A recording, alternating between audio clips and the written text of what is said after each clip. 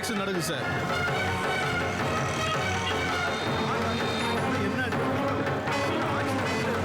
எப்படியாச்சு? ஒரு லாரிக்கார ஆக்சிடென்ட் நிக்காம போயிட்டான் சார். நம்ம தம்பி கூட கடைசியா இருந்த பொண்ணை பார்த்தவன் இவன் தான். இவனும் இப்படி போயிட்டானே.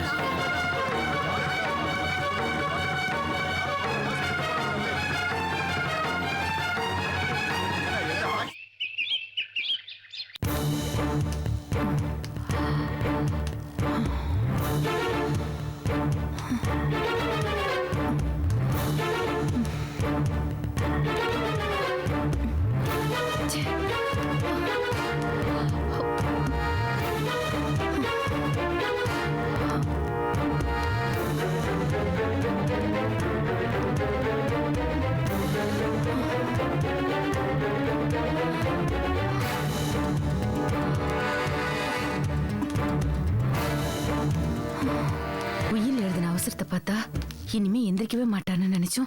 இப்ப என்னடா வாலிப வயசாட்டு துள்ளிக்கிட்டு வராரு. என்ன ராஜேஸ்வரி? என்னங்க நீங்க ரூம்லயே ரெஸ்ட் எடுக்க வேண்டியதுதானே? ஏதாவது வேணும்னு என்கிட்ட கேட்டிருக்கலாம்ல. முழங்கால நல்ல அடி. ராஜேஸ்வரி, ரூம்ல தனியா படுத்துக்கிறதுக்கு ரொம்ப போர் அடிக்குதுமா. நான் பிஸியாவே இருந்து பழக்கப்பட்டவன் இல்லையா, அதனால ரூம்ல தனியா இருக்க முடியல. ரொம்ப கஷ்டமா இருக்குமா. Yes, painful. அம்மா, என்ன ராஜேஸ்வரி, லாயர் உயில் படிச்சாரு இல்ல, கேட்டி இல்ல, எல்லாம் சரியா தானே இருக்கு, தப்பு ஒண்ணும் இல்லையே. உயில் எழுதுனதுல தப்பில்ல. ஆனா இதெல்லாம் நிர்வகிக்கிற உரிமை கார்த்திக் வரப்போற மனைவிக்கு தான் எழுதிருக்கீங்களே. அதுலதான் சில விஷயங்கள் எனக்கு புரியல. என்ன புரியல? கார்த்திக்கு எப்படிப்பட்ட மனைவி வரப்போறான்னு தெரியல. இந்த மாதிரி ஒரு உயில் இருக்குன்னு தெரிஞ்சா வரப்போறவ கார்த்திக்கை விட கார்த்திக்கோட சொத்தை பெருசா நினைச்சிட்டா அப்புறம் நம்ம பிள்ளைக்கு தாங்க உண்மையான மனைவி கிடைக்காம போயிடுவா. அதை நினைச்சாதான் எனக்கு பயமா இருக்கு. அவன் ஏற்கனவே ஒரு பொண்ணாலதான் ஏமாந்துட்டான். அதை பத்தி தான் உங்களுக்கு நல்லாவே தெரியுமே. ஆமா ராஜேஸ்வரி, அதை பத்தி தான் நான் யோசனை பண்ணிட்டு இருக்கேன். நம்ம பையனுக்கு வர போற பொண்ணு எப்படி இருக்கணுங்கிறது கூட. எப்படி இருக்கணும்னு முடிவு பண்ணிட்டீங்களா இல்ல யாருன்னே முடிவு பண்ணிட்டீங்களா? என்ன ராஜேஸ்வரி, என் மனசுல என்ன இருக்குன்னு உனக்கு தெரியாதா? சந்தியாவை நீ இந்த வீட்டுக்கு கொண்டு வந்ததே அதுக்காக தான் எனக்கு நல்லா தெரியா. நீயே வாயால சொல்லுவேன்னு தான் பார்த்துட்டு இருக்கேன். ராஜேஸ்வரி, என்ன யோசிக்கிற? ஒண்ணும் இல்லைங்க. நம்ம பிள்ளைக்கு பணத்தை பெருசா நினைக்காம அவனை மட்டும் நேசிக்கிற பொண்ணுதான் மனைவியா வரணும்னு யோசிக்கிறேன். அப்பேற்பட்ட ஒரு பொண்ணு இந்த வீட்லயே இருக்கா. யாருங்க? சந்தியாவை பத்தி நீ என்ன நினைக்கிற? அவளை பத்தி நினைக்க என்ன இருக்கு? நல்ல பொண்ணு, நல்லா வேலை செய்யறா, அவ்வளவுதான். ராஜேஸ்வரி, சந்தியாவை அவளுக்கு தெரியாமலேயே 3 மாசம் நான் ஃபாலோ பண்ணியிருக்கேன். அப்பதான் அவளை பத்தி எல்லா விஷயத்தையும் தெரிஞ்சுக்கிட்டேன். அவ மாதிரி ஒரு பொண்ணு கிடைக்கிறது ரொம்ப அபூர்வமா. அதனாலதான் சந்தியாவை நம்ம வீட்டுக்கு கூட்டிட்டு வந்தேன். சந்தியா நம்ம பையனுக்கு மனைவியா வந்தா சந்தியாவோட வாழ்க்கை நல்லா இருக்கும், அப்படிதானே? இல்ல, நம்ம பையனுடைய வாழ்க்கை நல்லா இருக்கும். உங்க மனசுல என்ன இருக்குன்னு இப்ப நான் நல்லாவே புரிஞ்சுக்கிட்டேன். சந்தியாவை கார்த்திக்கு கல்யாணம் பண்ணி வைக்கணும்னு ஆசைப்படுறீங்க, அதானே? நீ சொல்றது ரொம்ப கரெக்ட் ராஜேஸ்வரி. ஒரு வசதியான குடும்பத்துல பொண்ணை தேடுறதை விட நல்ல குடும்பத்துல பொண்ணை தேடுறது தான் நல்லது. சந்தியா கிட்ட கடமை உணர்ச்சி, பொறுப்புணர்ச்சி எல்லாமே நிறைய இருக்கு. இந்த வயசுலயே அப்பேற்பட்டவ தான் நம்ம கார்த்திகை நல்லபடியா கவனிச்சுக்க முடியும். என்ன சொல்ற? சரி, உங்களுக்கு சரின்னு பட்டதுக்கு அப்புறம் நல்ல காரியத்தை ஏன் தள்ளி போடணும்? உடனே நம்ம கார்த்திக் கிட்ட பேசுங்க. ராஜேஸ்வரி, இந்த விஷயத்துல அவசரப்படாத. இந்த விஷயத்தை கார்த்திக் கிட்ட அவசரப்பட்டு நீ சொல்லிடாத. ஏங்க? ஏன்னா இந்த விஷயத்துல நாம பல படியில தாண்டி வர வேண்டியிருக்கு. சந்தியாவை என்னால ஒத்துக்க வைக்க முடியும். ஆனா நீங்க ஒத்துக்க வைக்கிறது என்ன? அவ இந்த சொத்துக்களுக்கு ஆசைப்பட்டு தானே இங்கேயே வந்திருக்கா. சந்தியாவைத்தான் நீ கல்யாணம் பண்ணிக்க போறேன்னு கார்த்திக் கிட்ட நாம சொன்னா அவ அதை வேண்டான்னு சொல்லலாம், இல்ல மனசுல ஆசையை வளர்த்துக்கிட்டு சந்தியாவைத்தான் நான் கல்யாணம் பண்ணிக்க போறேன்னு சொல்லலாம். ரெண்டுல ஒண்ணு நிச்சயமா நடக்கும். சரிங்க, சந்தியா மேல ஆசை வளர்த்தாதான் என்ன? அவ்வளவுதானே அவனுக்கு கல்யாணம் பண்ணி வைக்க போறோம். ராஜேஸ்வரி, நாம நினைச்சதெல்லாம் நடக்கும்னு நாம எதிர்பார்க்க கூடாது. ஒருவேளை இந்த கல்யாணம் நின்னு போயிட்டா கார்த்திக்கோட மனநிலை அதிகமா பாதிக்கப்படும். வெந்த புண்ணுல வேல் பாய்ச்சல் மாதிரி ஆயிடும். அதனால அவசரப்பட்டு கார்த்திக் கிட்ட இந்த விஷயத்த சொல்ல வேண்டாம். நீங்க சொல்றதும் சரின்னு தான் என் மனசுக்கு தோணுது. அப்போ நம்ம கல்யாண வேலையை பார்த்துக்கிட்டே இருப்போம். நாளைக்கே சந்தியா ஜாதகத்தை வாங்கிட்டு வர ஏற்பாடு பண்றேன். சரி, உன் இஷ்டம். இதுல ஒரு கழுத்து வேணுங்க. அதெல்லாம் இருக்கட்டுப்பா, ஒரு நல்ல விஷயத்தை சொல்ல போறேன். இல்ல ராஜேஸ்வரி? ஆமாங்க. மௌலி, காமினி கிட்ட சொல்லி அவங்க வீட்டுக்கு போய் சந்தியா ஜாதகத்தை வாங்கிட்டு வர சொல்லு. என்னப்பா உன் முகத்துல ஒரு கன்ஃபியூஷன் தெரியுது. ஒரு நல்ல சமாச்சாரம். சந்தியாவுக்கும் கார்த்திக்குக்கும் கல்யாணம் பண்ணி வைக்கணும்னு நானும் அம்மாவும் முடிவு பண்ணிட்டோம். ஆமா மௌலி, லேட் பண்ணாத. உடனே நாளைக்கே காமினிய சந்தியாவோட ஜாதகத்தை வாங்கிட்டு வர சொல்லு. சரிங்க ஐயா, கையெழுத்து போடவே. இது கைத்தா, நீ வேலையில ரொம்ப சின்சியரா இருப்பிய. வெரி குட் பாய் நீ. ஆமா, நன்றிங்க. Very good, very good. ஆமா, எஸ்டேட் லேபரர்ஸே நீ சமாளிக்கிறியே. குட். வரேங்க.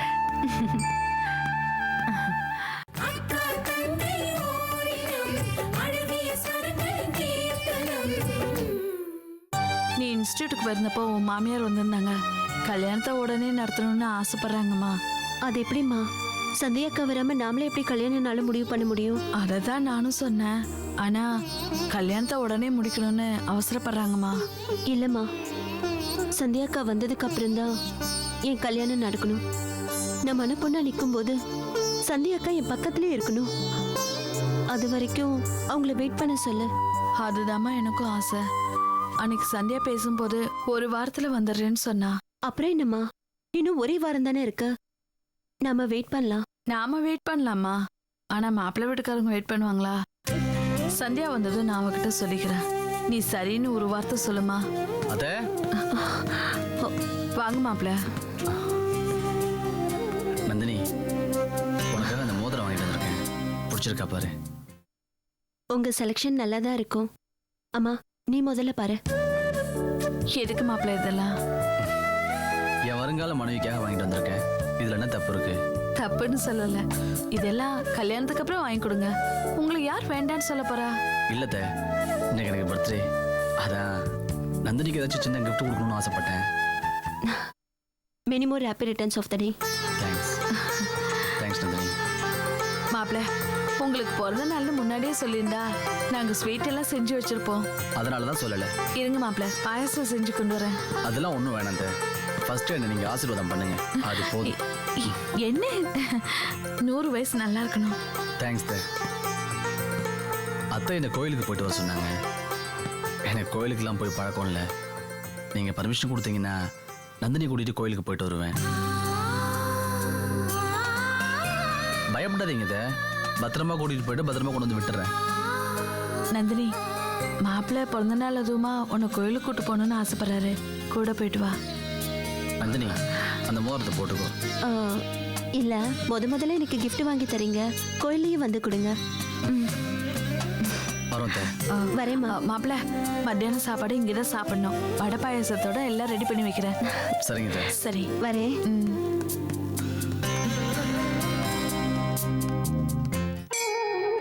ओम निगशैर समाजितैः गाले हरित्तमापर्णैः इन्द्राजागि सहस्रयुगैः अग्निर्विभ्राश्रिवसनः वायुश्वेतशिखद्रुगः संवत्सर विषवर्णैः नित्यास्तेन जरास्तव सुब्रह्मण्योगं सुब्रह्मण्योगं सुब्रह्मण्यो त्र्यम्बकं यजामहे सुगन्धिं पुष्टिवर्धनम् उर्वारुकं रुगवन्दनां मृत्योमुक्षयमामृतात् सर्वाभीष्टप्रसादफलसिद्धिरस्तु महदैश्वर्यापि विद्धिरस्तु.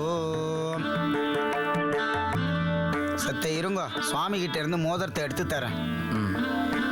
सर्वस्याब्दे सर्वचतुर्थे सर्वमेव देनाप्नोति सर्वं जयति शतमानं भवति शताज पुरुषः सतेन्द्रजाज श्रेवेन्द्रजे प्रतिष्ठति धनं धान्यं वशं भगवत्रलाभं शतसंवत्सरं दीर्घमायुः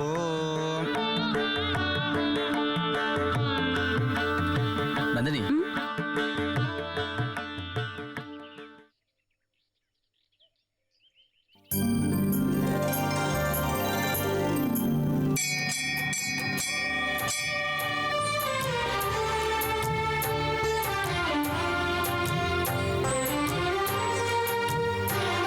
திரும்பி போக சொல்றேன்.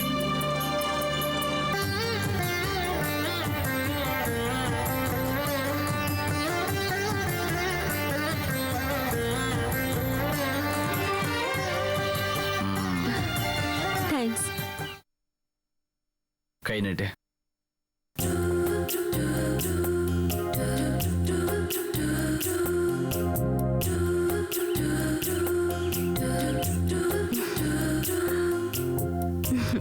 முதல்ல பிடிச்சிருக்கேன். உங்களை பிடிச்சிருக்கு. உங்களுக்கு இன்னைக்கு பர்த்டே. நான் தான் உங்களுக்கு ஏதாவது பண்ணணும். ஆனா உங்களுக்கு தரத்துக்கு என்கிட்ட எதுவும் இல்லை. அதான் உன் மனசை என்கிட்ட கொடுத்துட்டியே. அதை விட பெரிய பரிசு என்ன இருக்கு? என்ன ஆசீர்வாதம் பண்ணுங்க. ஏய், என்ன?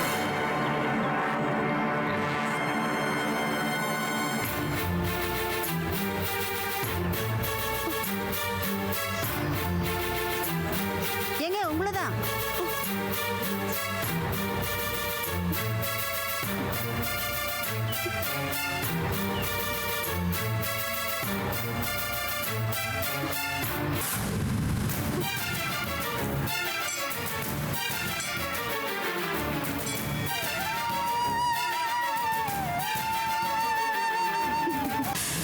எப்படி இருக்கீங்க? நல்லா இருக்கு. பார்த்து ரொம்ப நாள் ஆச்சு. ஆமாங்க, கொஞ்சம் வேலையா இருந்துட்டேன். வீட்டில் எப்படி இருக்காங்க? எல்லாரும் நல்லா இருக்காங்க. பிரதர்ஷனம் பண்ணிட்டு வரலாம் வாங்க. சரி வாங்க.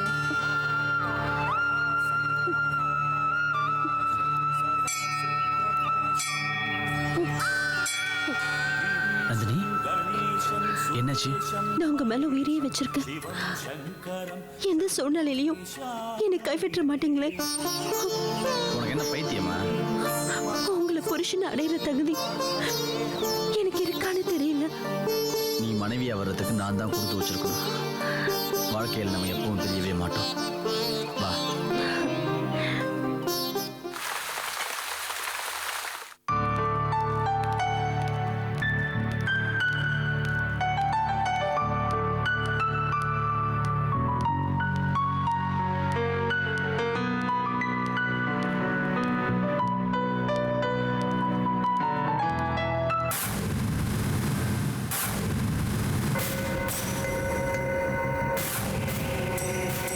ஹலோ, உங்களுதான். என்ன நந்தினி, என்ன தெரியலையா? இல்ல, ஞாபகம் இல்ல. பாஸ்கர் உன்னை டான்ஸ் கிளாஸ் கூட்டிட்டு வந்தப்போ நான் கோச்சிங் கொடுத்தேன். ஞாபகம் இல்லையா? இல்ல, நான் இப்ப அதெல்லாம் விட்டுட்டேன். சாரி. நந்தினி, பாஸ்கரை கொஞ்ச நாளா காணோம். போலீஸ் அவரை தேடிக்கிட்டு இருக்கு. உனக்கு எப்படி தெரியும்? எனக்கு அந்த சினிமா ப்ரொடியூசர் சொன்னாரு. அவர்கிட்ட கூட போலீஸ் வந்து விசாரிச்சாங்களாம். பாஸ்கரோட கடைசியா இருந்தது நீதான் எனக்கு தெரியும். அன்னைக்கு சாயந்தரம் பாஸ்கரோட கெஸ்ட் ஹவுஸுக்கு நீ வர போறேன்னு பாஸ்கரே எனக்கு ஃபோன் பண்ணி சொன்னாரு. இப்போ வரைக்கும் எந்த பிரச்சனையும் இல்ல. நாளைக்கு பெரிய பிரச்சனைன்னு ஏதாவது வந்துட்டா போலீஸ் நோண்ட ஆரம்பிச்சிருவாங்க. எதுக்கும் நீ கொஞ்சம் உஷாரா இருந்துக்கோ நந்தினி. உன் நல்லதுக்கு தான் சொல்றேன். கடைசியா நீ டான்ஸ் கத்துக்கிட்டப்போ எடுத்த சிடி கூட அந்த ப்ரொடியூசர் கிட்ட தான் இருக்குன்னு நினைக்கிறேன். முடிஞ்சா அதெல்லாம் வாங்கி அழிச்சிரு. பிரச்சனை இல்லை, மாட்டிக்காத. நான் வரேன்.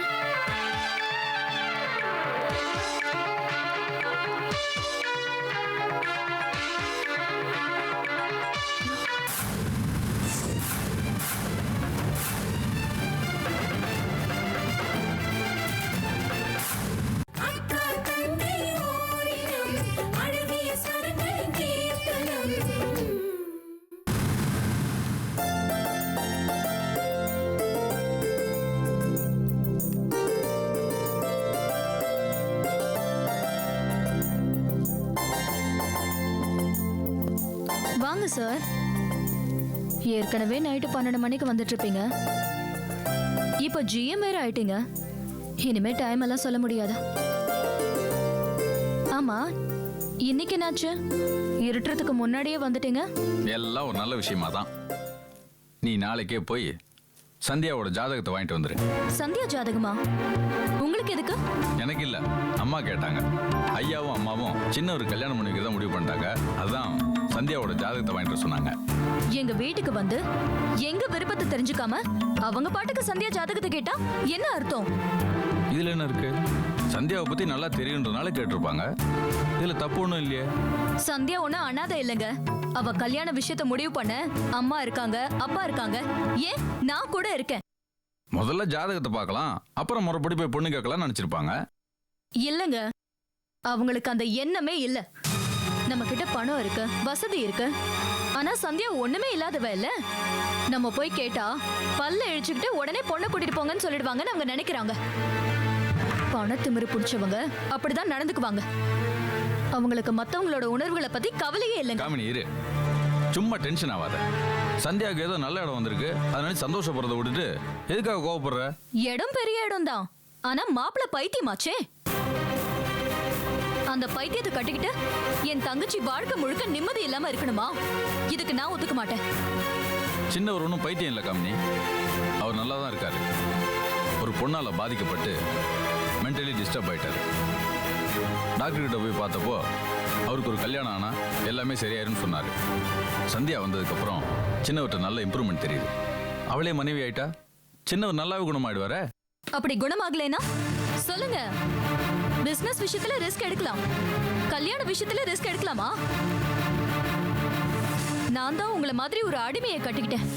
என் தங்கச்சி ஒரு பைத்தியக்காரனை கட்டிக்கிட்டா அப்புறம் மிச்சம் இருக்கிற 2 தங்கச்சிங்களுக்கும் இதே மாதிரி சொத்த மாப்பிள்ளைங்க தான் தேடி வருவாங்க. வேணாம் காமினி, உன் மனசு நோவக்கூடாதுன்றதுக்காக தான் இவ்வளோ நாள் நான் பொறுமையா இருந்தேன். என்ன கோவப்படுத்தாது. கோபமா? சுதந்திரமா வாழறவங்களுக்கு தான் கோபம் வரும். உங்களை மாதிரி அடிமைங்களுக்குலாம் கோபம் வரக்கூடாது.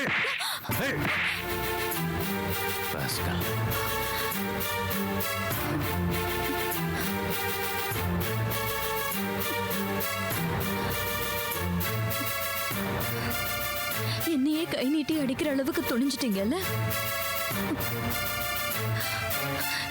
இனிமே நான் இந்த வீட்ல ஒரு நிமிஷம் கூட இருக்க மாட்டேன். சாரி விடுங்க. காமினி, சொன்ன கேளு. காமினி, சாரி காமினி, திரும்ப நீ என்ன அடிமைன்னு சொன்ன, அதனால தான் நான் கோவப்பட்டேன். Please sorry. நீங்க இப்ப என்ன அடிச்சது அடிமைன்னு சொன்னதுக்காக இல்ல. என் தங்கச்சியை எப்படியாவது இந்த வீட்டுக்கு கொண்டு வரணும் நீங்களும் ஆசைப்படுறீங்க.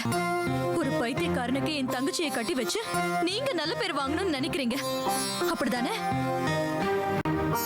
நான் இப்போ பேசினதுல சந்தியாவுக்கும் உங்க சின்னையாவுக்கும் கல்யாணம் நடக்காம போயிடுமோன்னு உங்களுக்கு பயம் வந்துடுச்சு. அந்த பயத்துல தான் என்ன கை நீட்டி அடிச்சிட்டீங்க.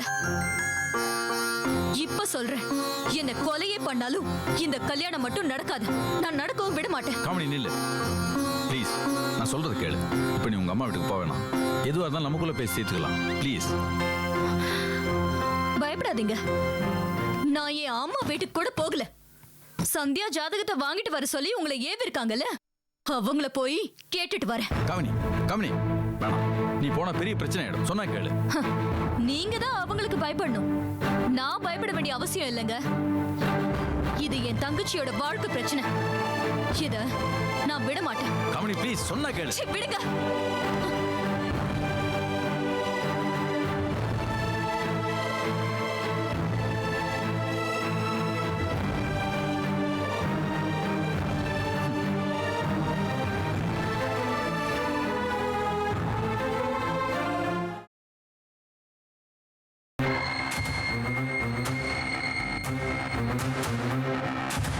கடவுள் முகம் பார்க்கும் முன்னே கணவன் முகம் பார்த்தால் கூட